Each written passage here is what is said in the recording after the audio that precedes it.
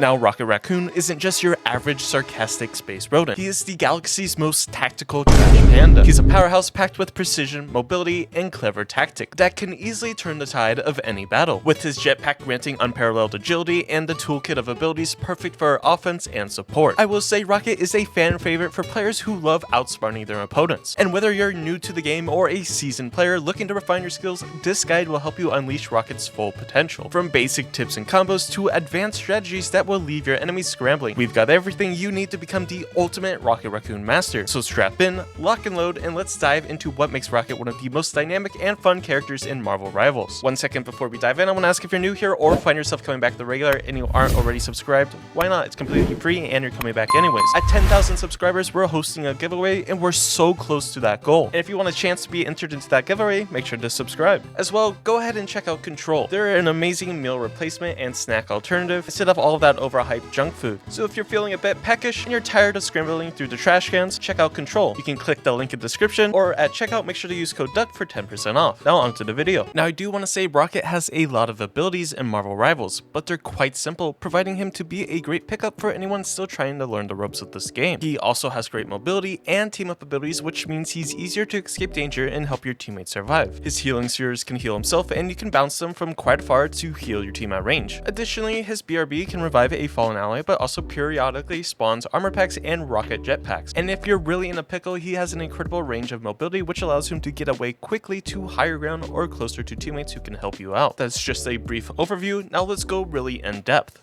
Now, his primary attack is titled Bombard mode, where you fire an energy projectile that deals damage. Now, the key word that I said there was projectiles. His casting is a rapid fire but delayed projectile, meaning that travel time is a factor, so if enemies are medium to long range and they're moving in a certain direction, you're gonna have to be leading your shots. However, with that being said, he does 16 damage per round, with a projectile speed of 150 meters a second, meaning if an enemy is up close to you and you aim for the head, you should quickly eliminate any target up close. Of course, in theory. Now, do be warned though, he does have some pretty significant damage fall off. Again, like I stated, his primary attack is best suited for medium to close range because his damage fall off begins at 10 meters, then decreasing to 40% at 20 meters, which is relatively bad. Now, with all that being said, he does have a relatively large ammo capacity, that being 45 rounds. Now, if you remembered, he does 16 damage per round, and if you were to land all 45 shots, you could possibly do upwards of 720 damage. Is that piece of information useful? I don't know. Do I find it rather interesting? Yeah, so I added it. Now, when it comes to using his primary fire, in a fight, I typically alternate between his primary and secondary fire, so I can get damage out to help my team when necessary, all while at the same time also providing healing with my secondary attack. That being said, what is our secondary attack? Our secondary attack is none other than Repair mode, which did receive a hefty buff. But for Repair mode, you shoot bouncing spheres to heal allies. Again, it's your alternative fire, so for mouse and keyboard, it's your right click. Now, when it comes to controller, I'm not really sure what the button is, but I assume it's the left trigger, but I could be completely wrong. Now, something to also be aware is that the casting of this is a single cast projectile with delayed impact, meaning once you press your button that activates this ability, and then it speeds up. The second it gets near an ally or yourself, it will slow down and begin to heal. Now, if it gets near an ally, the healing amount is going to be 70 HP a second, which honestly, if you think about it, can be a lot. But on the flip side, the healing amount for yourself is only going to be 30. Now, the projectile speed when fired from your gun not hitting any allies is 60 meters a second, but of course, once it gets near allies or yourself, it slows down. Your allies or yourself have to be within 5 meters to actually receive the healing. Now, you can get out 2 rounds per second, meaning in theory at the base level you could get out 140 healing a second. That of course if your teammates only touch the orbs for a second. Now, something to be really aware of is that you only have 8 shots, and it's very important to be aware of this. Typically I'll shoot out about half of my 8 shots and then I will reload, because in my opinion it's always best to have the max amount of healing potential ready just in case if you get into a major team fight. Now, his B.R.B or Battle Rebirth beacon is the most important and useful thing in Rocket's entire utility kit. This is your baby. This is your dispenser from TF2. This is what you need to protect. You deploy a Battle Rebirth beacon on the key press of E. Of course, it's different on controller, but it revives one fallen ally and periodically produces armor packs and rocket jetpacks. Now, it is a summons or like a throwable object, so you have to be aware of how you're throwing it. Sometimes you might overthrow it and put it in a really bad spot, which then is is kinda unlucky. Now, something no one ever really talks about is that it generates an item every 3 seconds, including both armor packs and rocket boots. So every 3 seconds it's going to be random between the two. Another thing people don't really understand is that it has a maximum revive distance, that distance being 50 meters. So you kind of have to be aware of where your team's going to be fighting in order to place it properly. Now for the bonus health packs, you receive 25 extra health. It also lasts 300 seconds once you place it. Now the cooldown is 45 seconds. Now you can reclaim the beacon by pressing the same activation button. When reclaimed, the cooldown will be reduced based on the beacon's health remaining. If you reclaim a full health beacon, the minimum cooldown will be 5 seconds. Now typically, unless you're on defense, once you spawn in with Rocket Raccoon, you always want to throw down this beacon in the spawn room. This allows all of your teammates to grab whatever they need,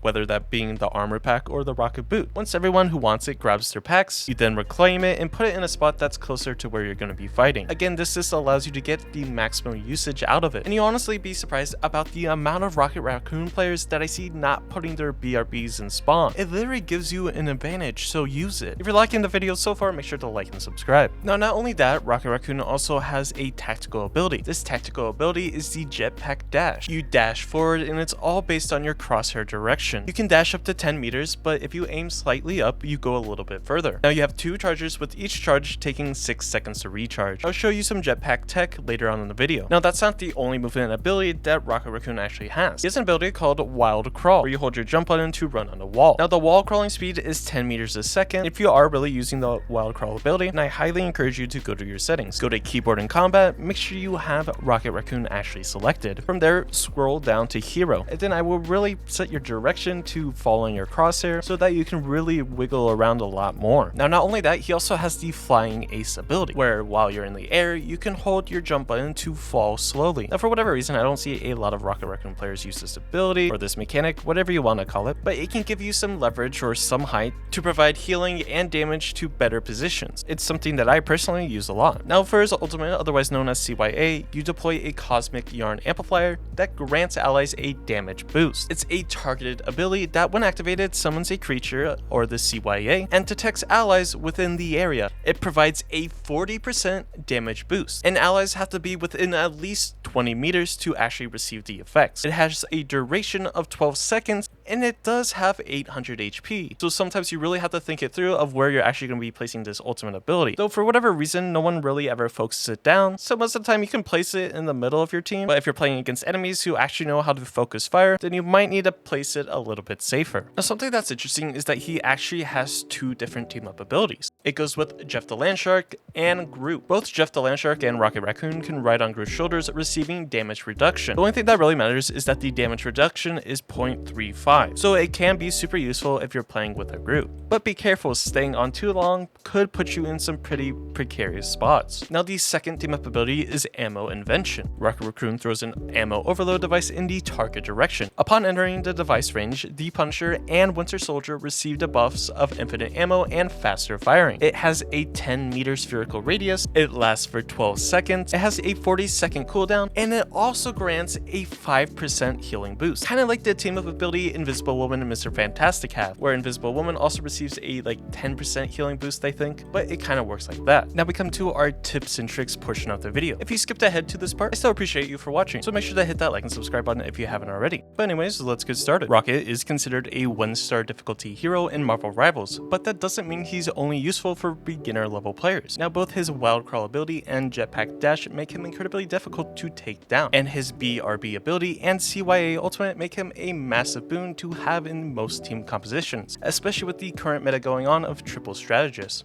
Additionally, his healing spheres can always ensure that the team has healing to fall back to, as they travel quickly wherever you shoot them and can heal multiple allies at once. However, he does have a main drawback, and that is he doesn't do an insane amount of damage. So Bombard mode, or his primary attack, is only really good for when you're trying to finish off enemies that are trying to escape the fight. And if you're not teamed up with Punisher or Winter Soldier, try to get someone to swap if you can, because Ammo Invention is an insane team up ability. Now getting started with his first tip or trick, you need to focus on healing. Since Rocket's normal damage isn't, amazing, you're only going to want to keep it for when enemies are really low on health and your teammates are struggling to finish them off. I mean, despite the low damage, the gun has some pretty good range, meaning that you can take down the enemies from afar who are trying to escape or have high mobility and are difficult for other team members to focus on. However, overall, you should focus on using his healing spheres in the fight. You can pretty much spam them toward your teammates to keep them healed up at all times. And don't forget that these spheres also heal Rocket himself, which is particularly useful when you're trying to deal with flankers. Now, while waiting for cooldown on his other abilities, this is the best way to get value from Rocket in the team fight. Now, one of Rocket's biggest strengths is his mobility.